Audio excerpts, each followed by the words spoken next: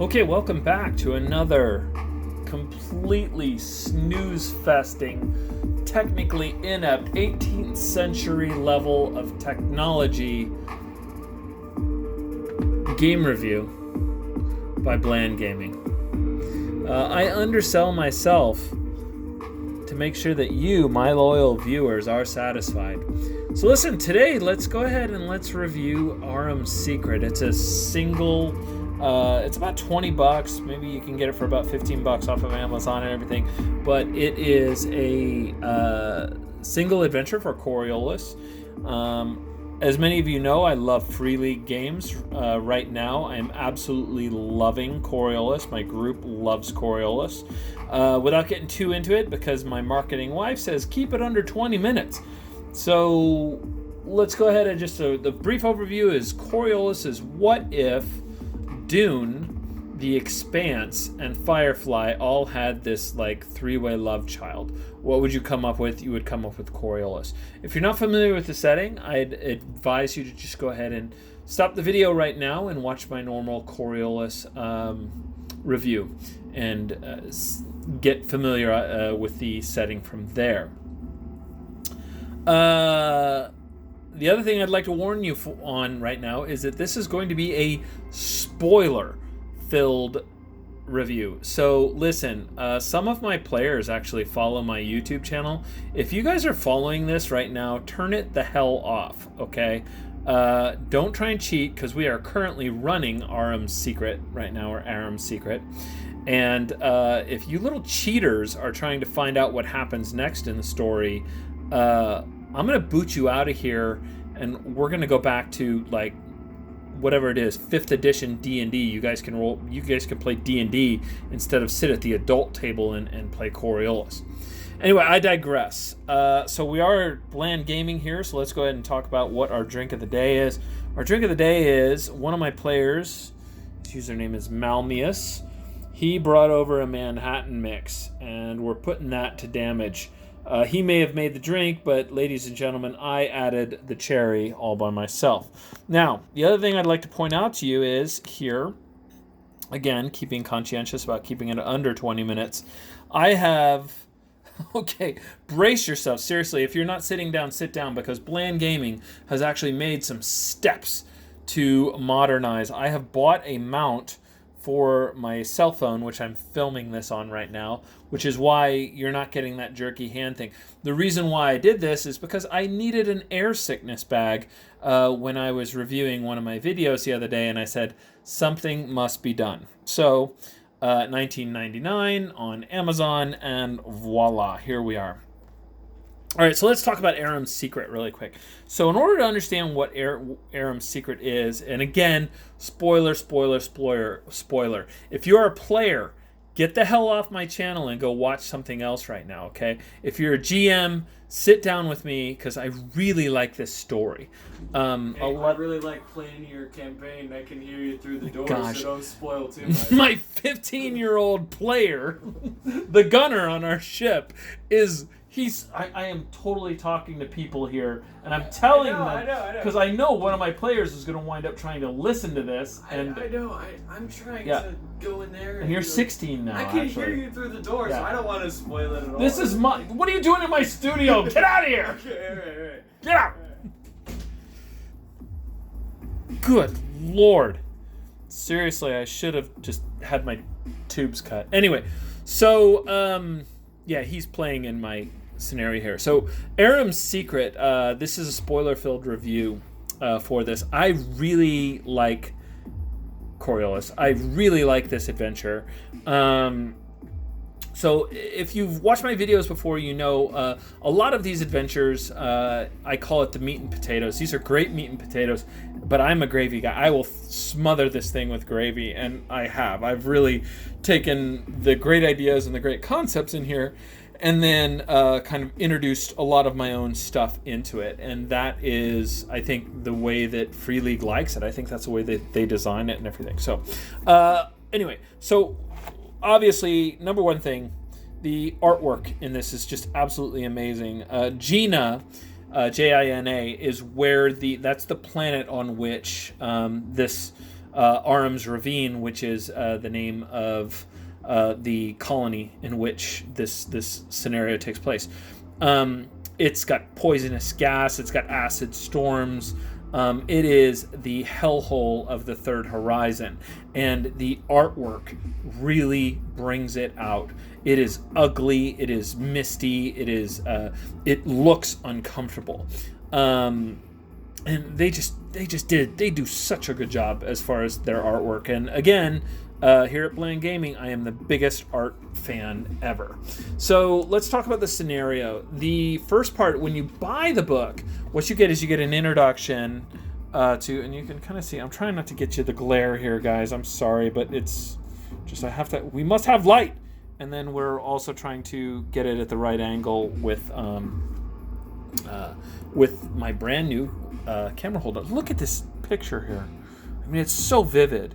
And what's really cool about Aram's Ravine is it is on this ledge where parts of it are collapsing, so they're having to make these catwalks all across. And I'm just picturing these chases or even this uneasiness as you're walking across these catwalks. So the first portion of the adventure gives you a guide to Aram's Ravine. And this is in case you want to set up your own campaign there, if you want to set up your own story there. It talks about what's going on. And primarily, what you have in Aram's Ravine is there's a very small colony which mines bauxite.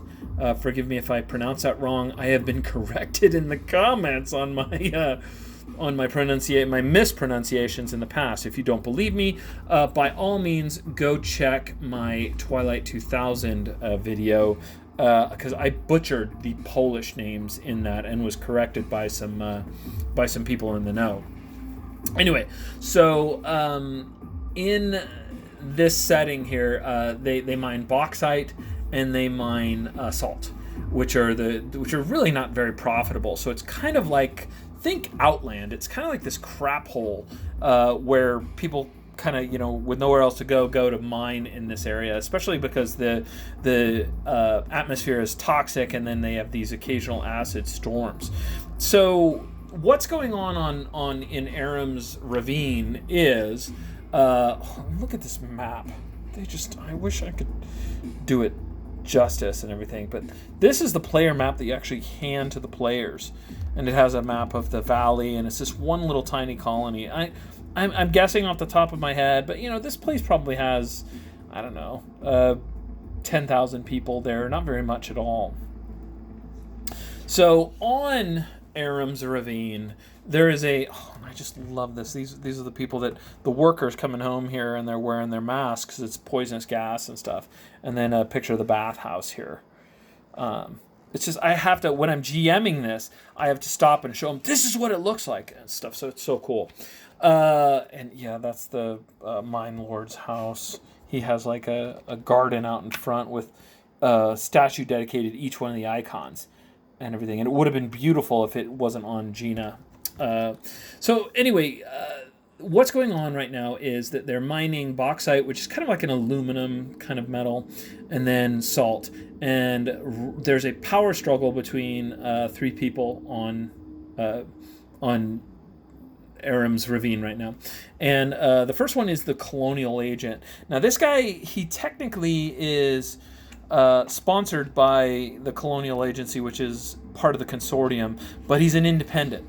So he kind of does his own thing. He's completely, the way that the book writes him and the way that I play him is he's a completely inept, opulent, just following the pleasure principle. The book also hints to the fact that he is a pedophile, which it talks about how he enjoys courtesan boys, the company of courtesan boys, and it reminded me of the Baron Harkonnen, that and the obesity, and I just ran with it with my adventure. I mean, I also had him have like bed sores on him, very much like the major antagonist from Mad Max Fury Road.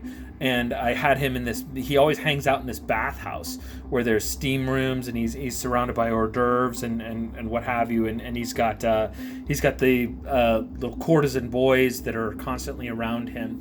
And when my players first meet him, I'll have him in this bathhouse, and he'll rise up out of the bathhouse, and he's got the little slave boys that are, rubbing ointment into his sores and things like that. I'm a huge Dune fan, so when I read this character, I was very inspired. I loved it because I was like, oh, it's Baron Harkonnen light. So I really ran with this guy. So he is the legitimate authority, but he's completely inept, and he's completely corrupt, and he's backed by the militia. But he doesn't do anything except for fill his own pleasantries, and has no interest in administrating the colony effectively. So then you have Lorak Ignazu. He's called the Mine Lord. Excuse me, my camera. I'm looking one way and then filming another. Sorry about that. And let's try and get out of the glare. Here. There we go. So as you can kind of see, he is a Sedalian. Now, one thing I'll tell you is, darn it, here. I'm going to go shaky for a second, but I want you really to see what he looks like. So, he's Sedalian. So, read in the book about the factions and read about the Sedalians. So, the Sedalians actually are a heavily religious first-come world where they wear religious masks and whatnot. And the Mine Lord is no different. He is the guy that is kind of in charge of... he winds up looking over the bauxite mining. He is pretty ruthless, and although he comes from a very religious society, it's hinted that he is. It's hinted that he's kind of just playing the role, and he's got this battle armor that he wears, and he's got these flowing white robes on him. And even though he's called the Mine Lord, he's also called the White Knight, which is a piece. From like a chess-like game that they play in Coriolis. The way that I portrayed him when my characters first meet him is I portrayed him as having just the mask on, almost like this big Bane-like character with all these muscles, and he's got these slave girls that are like rubbing ointment onto him and everything as he's sitting there lounging around, and then he stands up as he's talking to the player characters, and they literally dress him like piece by piece into his armor as he's talking with them, and it was really cool. Makes it very intimidating and everything. So he is also, much like the Colonial Agent, he's a bit of a bad guy, and we'll get into that. Okay, so the third major power is the Salt Widow in Coriolis, and this is her right here. So she obviously is the one that sees all of the salt mining and oversees all the salt mining. So she is called the Salt Widow because her husband died under mysterious circumstances, and it is widely whispered and much to her suspicion that the Mine Lord was responsible for that. He wants complete control over Aram's ravine, and it's kind of like he explained in my own words to his characters. He says that if you have something being pulled in one direction, it progresses. If it's pulled in 3 different directions, then it's torn apart, and he wants complete control over Aram's ravine. Okay, I really have to pick this up because we're already 13 minutes into this and everything. So, what the story follows is the party, for one reason or another, they crash land on Aram's ravine, and there's one part that they have that there's only one gal. It's the Salt Widow's niece. Is the only person that is able to build this part for them so that they can get off the planet. And since it's so small, since they never get visitors there, everyone knows it wants to meet the players and gets an audience with the players. So the niece of the Salt Widow agrees to fix their ship if they go ahead and they follow around. There is a such a cool map. There is a archaeologist who is currently studying the humanite population in Aram's Landing, and he is there. He is this guy right here. And he is, the Salt Widow is sympathetic to him, and she's kind of made herself his kind of guardian. And she suspects correctly that the Mine Lord wants to stop this guy from digging around and looking in these ruins that are just outside of Aram's ravine. Now, there are a humanite tribe that lives outside of Aram's ravine, and these humanites are called the Calites. They don't need breathers or anything like that to help them resist. They're very old. They're very archaic. If they do have firearms, they're using like basic, probably what would be the equivalent of 19th century firearms, but they also use spears and bows and things like that. But they're fairly civilized in the sense that they wear pants and you know they dress what I would call consistent with the setting. But think of them as almost like 19th century, but they're very hardy people. So anyway, this archaeologist is studying this tribe and trying to figure out where they came from, and he discovers these ruins and stuff. So the Mine Lord thinks that the Lady of Tears should be left alone with the dead, and they should be left alone. So he's arranged for an accident to happen. So anyway, in return for this part that the players need for their ship, the Salt Widow hires the players to go ahead and protect the archaeologists. And without getting too deep into it, what occurs is the players are brought into this fight, and what they find out, and this is the huge spoiler, so if you're still a player, turn this off.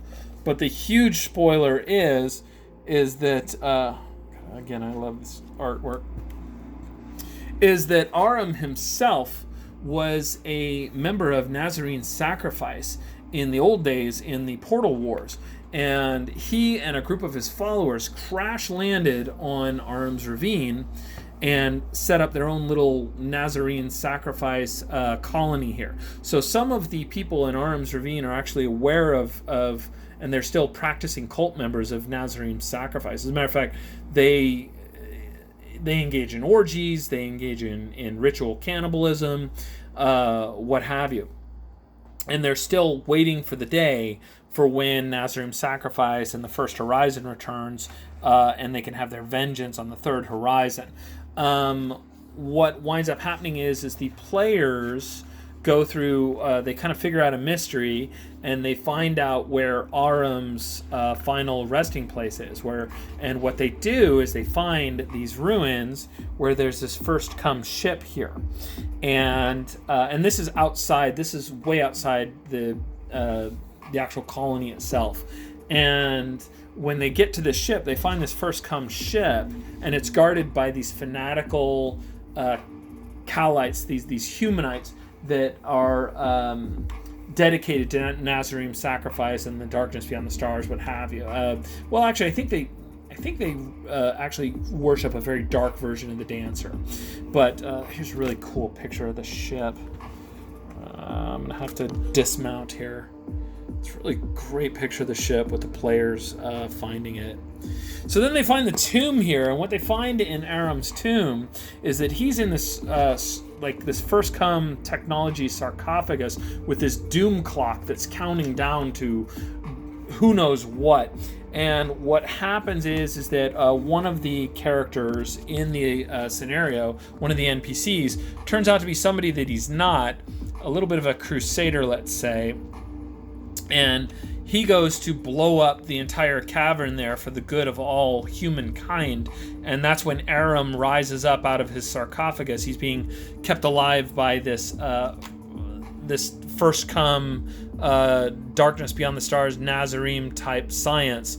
And engages in a final battle with the players, in which he is a quasi darkness beyond the stars, almost a undead specter-like entity, which I thought was really cool.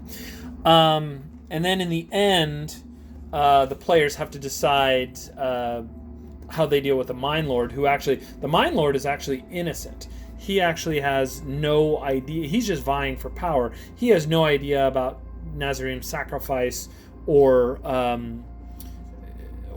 any of the secret of Aram's ravine. And then this dum-dum right here, Moro, the Colonial Agent, he's even less. He's kind of ready to sway with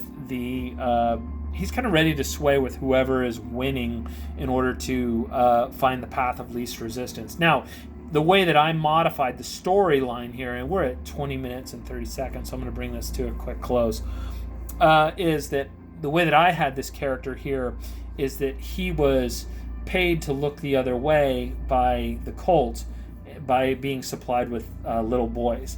And I really hope that my players, and we're not done with it yet, but I hope they take the path of almost a Punisher-like vengeance upon Moro and really put him in his place. So that is it. That is very basic. It's late at night here, but I really like this story. It has some basic type of role-playing elements to it, in the sense that there's discovering of some ruins. There's some good puzzles in it, which are pretty cool. The much like all free league games, there's some very, very cool characters that you can interact with.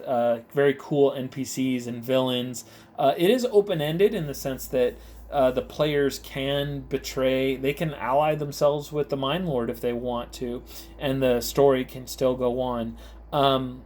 I don't think that's as satisfying. I mean, I always tell my characters, my group right now, they're very roguish, but I said, hey, let's make sure they're good guys so we can root for them.